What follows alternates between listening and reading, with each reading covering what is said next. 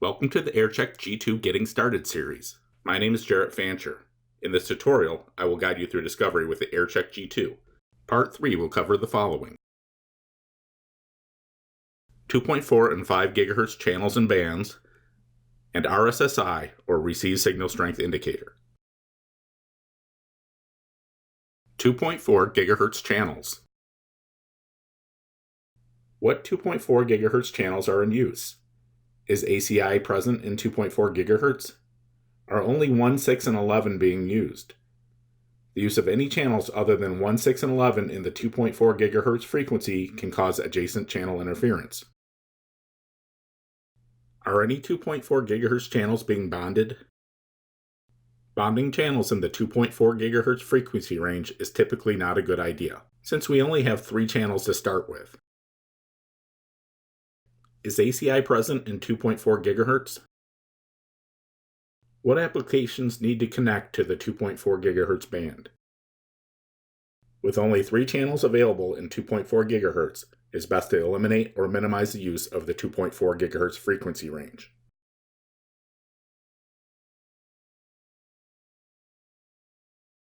To see the current networks using the 2.4 GHz spectrum using the AirCheck G2, from the home screen, click on Access Points.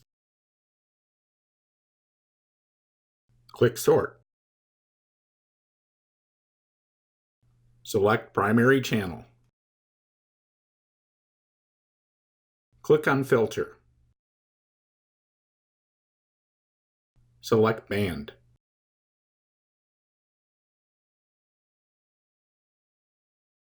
Choose 2.4 GHz.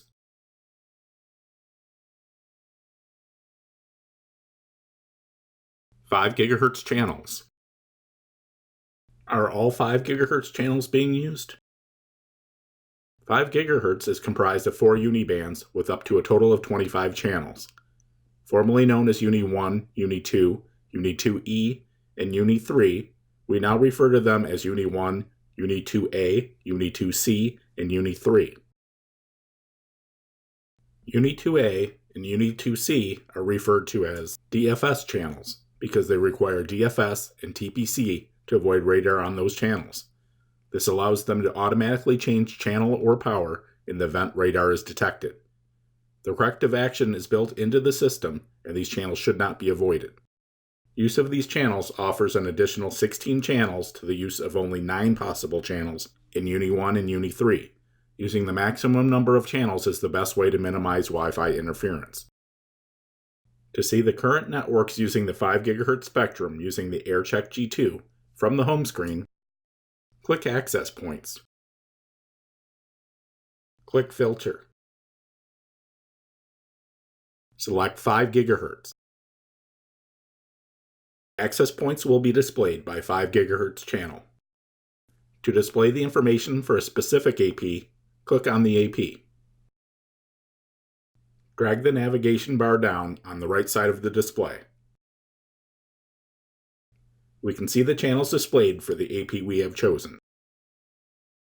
We will also want to know what direction channels are being bonded. Are channels being bonded up, down, or both? Channels should only be bonded in one direction.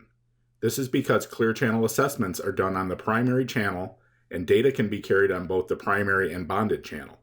If one AP is bonded up and another down, they would do clear channel assessments on different channels and assume no other devices are transmitting.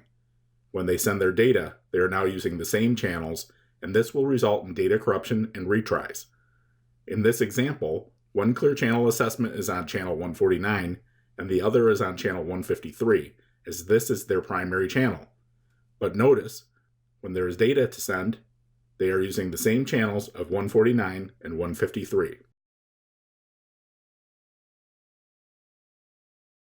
Target RSSI. The target RSSI corresponds to a technology that achieves a certain data rate. The higher the RSSI value, the higher our data rate. That, of course, comes with caveats such as short guard interval, channel bonding, number of streams, and packet error rates. -67 dBm is an arbitrary RSSI level that is specific to the receiving device and often used for wireless voice networks. This assumes a noise floor of -92 dBm or better. If the noise floor is higher, the receive strength should also be raised. -82 dBm is the hardline RSSI specific to the receiving device, causing OFDM receivers to defer. What about SNR, or signal-to-noise ratio? This is the amount of received signal above the noise floor. An SNR of 25 dB or stronger is recommended by vendors.